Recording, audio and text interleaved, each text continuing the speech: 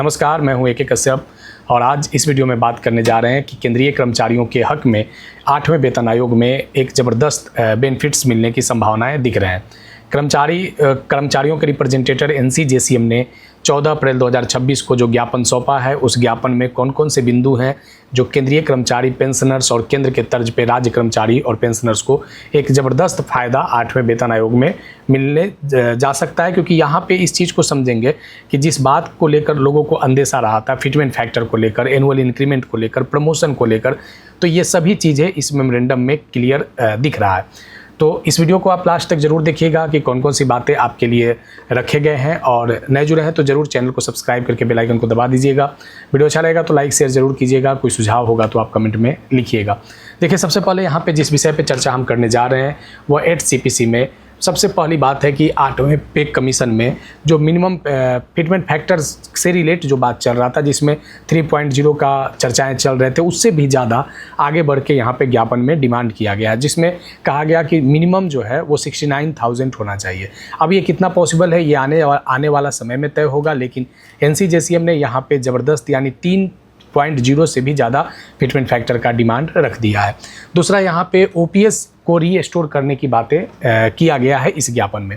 अब OPS को restore करने से तत्काल अगर ऐसा होता है 8 CPC में, तो लगभग 25 लाख एम्प्लॉइयों को एकदम डायरेक्ट बेनिफिट मिलेगा केंद्र के तर्ज पे। अगर राज्य पैटर्न को लागू करेगा तो राज्य कर्मचारियों को भी इसका फ़ायदा मिलेगा। देखिए, यहाँ पे ये जो ज्ञापन सौंपा गया है ये 14 अप्रैल 2026 को सौंपा गया है, और यहाँ पे ये पे लेवल का डिमांड किया गया है। अब देखना है यहाँ पे कि ये पे लेवल जो है वो कौन कौन से पे लेवल की चर्चा यहाँ पे हुआ है। तो यहाँ पे आप देख सकते हैं कि वर्तमान वेतन मैट्रिक्स और जो प्रस्तावित है 8 CPC में वो फिटमेंट फैक्टर। तो यहाँ पे आप देख सकते हैं कि वेतनमान 1 में लेवल 1 का स्तर जो था, इसमें मिनिमम जो 7th पे में शुरू किया गया था वह 18,000 रुपया से शुरू किया गया था, और इसका जो पे स्केल लेवल था वो 56,900 तक था। इस बार लेवल 1 के लिए जो डिमांड किया जा रहा है वो 69,000 डिमांड किया जा रहा है। अब देखिए, यहाँ पे एक और चर्चाएं चल रहे थे कि पे लेवल को मर्ज कर दिया जाएगा। तो लेवल 2 और 3 को मर्ज होने के बाद जो प्रस्तावित है, जो जिस पर डिमांड किया गया है वह 83,200 रुपया, ये NCJCM ने इस डिमांड को रखा है। अब लेवल 3 पे अगर बात करें तो लेवल 3 के वर्तमान स्तर 4-5 के विलय के बाद 1,12,000 रुपया, और लेवल 4 में वर्तमान स्तर 6 के आधार पर मर्ज के बाद 1,35,000 रुपया। लेवल 5 में 7-8 के मर्ज के बाद जो अभी लेवल 7-8 जो 7th CPC में है, तो अगर 7th लेवल और 8th पे लेवल को मर्ज किया जाएगा तो मर्ज होने के बाद ये 8 CPC में लेवल 5 कहलाएगा। अगर ऐसा होता है तो 1,82,500 रुपया यहाँ पे मिनिमम प्रस्तावित फिटमेंट फैक्टर से रिलेटेड यहाँ पे बातें न्यूनतम वेतन के लिए रखा गया है। लेवल 6 अगर बात करें तो लेवल 9-10 जो 7th पे कमीशन में है 9-10 में, वो 8 CPC में लेवल 6 में आ जाएंगे, तो उन लोगों के लिए 2,15,000 रुपया। अब यहाँ से इस बात को आप देख सकते हैं कि एक बात का जो चर्चाएं चल रहे थे कि लेवल को मर्ज कर दिया जाएगा, तो इस पे NCJCM के द्वारा जो मेमोरेंडम दिया गया है उसमें भी ये बात क्लियर होता हुआ दिख रहा है कि लेवल मर्ज 8 CPC में जो संभावनाएं हैं, लगता है कि वो लेवल 2-3 को मर्ज कर 2-3 को मर्ज कर दिया जाएगा, 4-5 को मर्ज कर दिया जाएगा, 6 को मर्ज कर दिया जाएगा, 7-8 को मर्ज कर दिया जाएगा।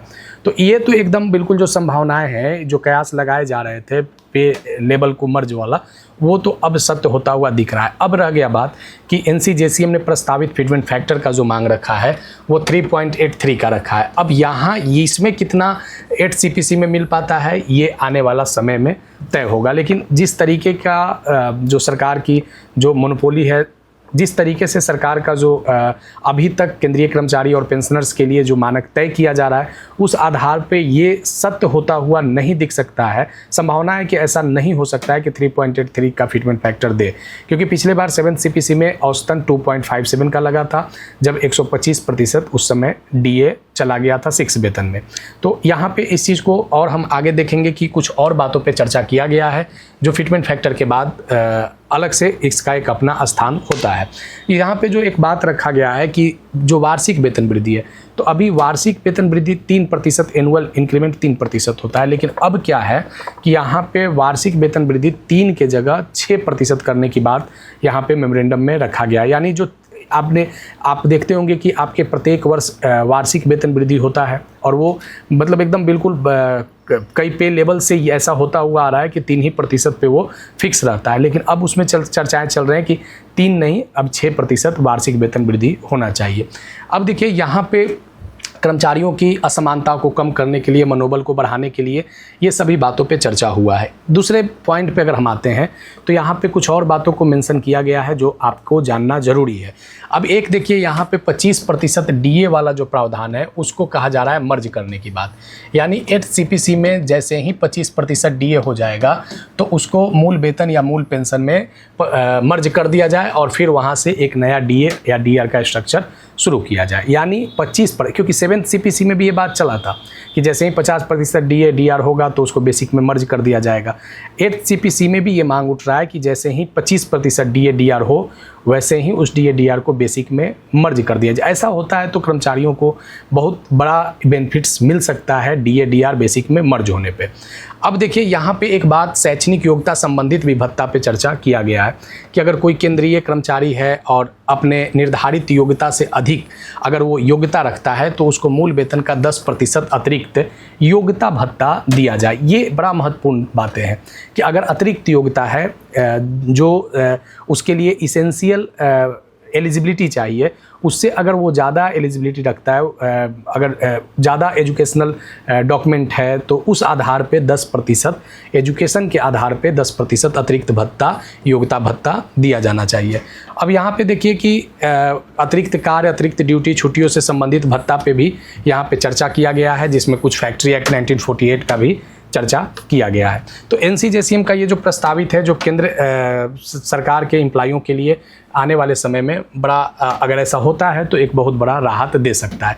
अब देखिए जो सबसे बड़ा मूल विषय है एचआरए का, हाउस रेंट अलाउंस का, इसमें एक बड़ा महत्वपूर्ण रूप से प्रस्तावित किया गया है। सबसे जो ज़्यादा रखा गया है 40%, जो एक्स श्रेणी के शहर में जो लोग एम्प्लॉई हैं केंद्र सरकार में उन लोगों के लिए 40% एचआरए को प्रस्तावित यहाँ पे किया गया है, जिसकी जनसंख्या यानी वो शहर जो 50 लाख से अधिक जनसंख्या वाला है।